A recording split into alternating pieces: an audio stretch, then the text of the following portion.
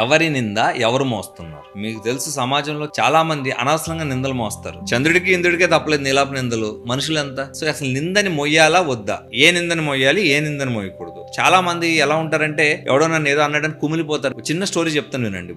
బుద్ధుడు ఒక గ్రామానికి భిక్షాటనకి వెళ్తాడు. ఊర్లో ఒక పెద్ద ఆయన వచ్చి ఇష్టానుసారంగా తిడతాడు బుద్ధుడిని. ఎంత దారుణంగా తిడతాడంటే, మామూలు మనిషి అయితే ఆత్మహత్య చేసుకొని చచ్చిపోవచ్చు అనమాట. అంత భయంకరంగా తిడతాడు. బుద్ధుడు నవ్వుతూ వింటాడు అనమాట. అతని వైపు చూసి వింటే పక్కన ఉన్న శిష్యులందరికీ రగిలిపోతుంటారు. కోపం వచ్చేసి బుద్ధుడిని అడుగుతారు, గురువరే అతను అంత అలా తిడుతుంటే మీరు ఎందుకు నవ్వుతూ ఉన్నారు? మీరు సమాధానం చెప్పకుండా ఎందుకు ఊరుకునే ఉన్నారని అడుగుతారు. అడిగితే బుద్ధుడు ఏం చెప్తాడు తెలుసా? నీ ఇంటికి ఎవరన్నా బహుమానం తీసుకొచ్చారు, ఆ బహుమానాన్ని నువ్వు స్వీకరించలేదు, ఇప్పుడు ఆ బహుమానానికి యజమాని ఎవరని అడుగుతాడు. ఎవడు యజమాని? ఆ బహుమానానికి ఎవడు కొన్నాడు? వాడే కదా. అలాగే ఎవడన్నా తిట్టినా, ఎవడన్నా నింద వేసినా అది నువ్వు తీసుకోలేదనుకో, ఆ నింద వాడికి సంబంధించింది, నీకు సంబంధించింది కాదు. వాడి పర్స్పెక్టివ్ లో ఒక విషయం చెప్పాడు, నువ్వు అది రైటా రాంగ్ అని జడ్జ్ చేసుకునే మనస్తత్వం నీకు ఉండాలి తప్ప, ఆడు నన్ను అలా అనేసాడు, వీడు నన్ను అలా అనేసాడు అని బాధపడిపోతే ఏమొస్తుంది? అరవింద సమేతలో ఒక డైలాగ్ ఉంటుంది,